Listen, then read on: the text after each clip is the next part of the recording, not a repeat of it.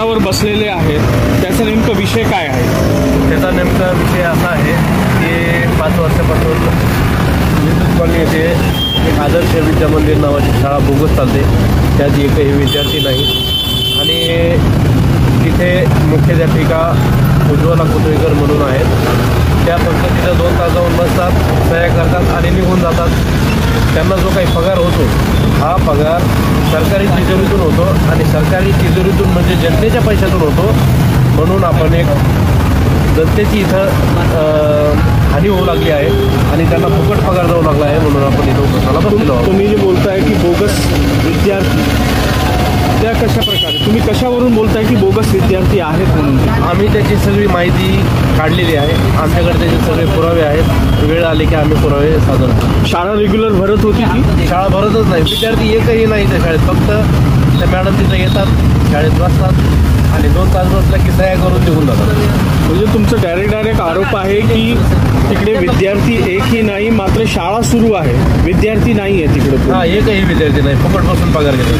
शिक्षक किती आहे? शिक्षक किती आहेत तिकडे? तिथे 2 शिक्षक आहेत. शाळा कितीपर्यंत आहे?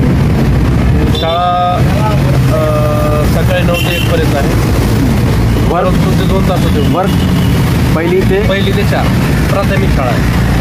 यासंबंधी तुम्ही अजून कोणाला तक्रार केली होती का, किंवा किती दिवसापासून तुम्ही याचा पाठपुरावा या अधिकाऱ्यांकडे घेत आहात? साधारणतः 6 महिन्यांपासून आम्ही या सगळ्या गोष्टीचा पाठपुरावा करत आहोत आणि यांच्या वरिष्ठाकडे देखील आम्ही तक्रारी केलेल्या आहेत. पुण्याच्या बोर्डाला देखील आम्ही तक्रारी पाठवलेल्या आहेत. अच्छा, त्याच्यावर त्यांची काय प्रतिक्रिया होती? त्यांचं अजून त्यांचं काहीच पत्र आलेलं नाही आणि हे देखील आम्हाला यांचे वरिष्ठ देखील कुठल्याही गोष्टीत सहकार्य करीत नाही. तर यांची मिलीभगत आहे असं आम्हाला तिथं दिसून. आता तुम्ही जे बसलेले आहात, तुम्हाला शिक्षण अधिकारीकडून काय अपेक्षा आहे? शिक्षण अधिकारीकडून आम्हाला अपेक्षा अशी आहे की जे संस्थाचालक आहेत, संस्थाचालक आणि मुख्याध्यापक यांची सखोल चौकशी झाली पाहिजे आणि त्यातून त्या दोषी आढळल्याच्या नंतर त्याच्यावर गुन्हे दाखल झाले पाहिजे. शिक्षण अधिकारी यांनी तक्रार करण्यासाठी म्हणजे चौकशी करण्यासाठी 2 लोक नेमवले, विस्तार अधिकारी. त्यांनी देखील फक्त एकाच मुद्द्यावर चौकशी केलेली आहे आणि आपण 5 मुद्द्यावर त्यांची चौकशी मागितलेली.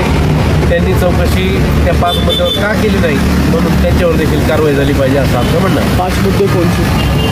5 मुद्दे म्हणजे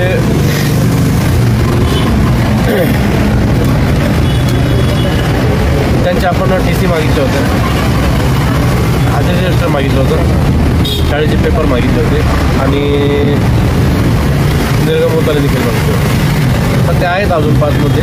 माझी फाईल आता पावसामुळे मी ठेवली, ती येते थोडं तिकडं, परंतु ते सर्व त्यांच्याकडे पत्र दिलेले आहे. त्या पत्रकानुसार आपले प्राप्त त्यांच्याकडे जे पत्र आहेत त्या पत्रानुसार 5 मुद्द्यावर त्यांची चौकशी जर झाली आणि त्यात जर कायदेशीर कारवाई जर झाली तर आम्ही मागे जाऊ. थँक्यू. आपलं नाव?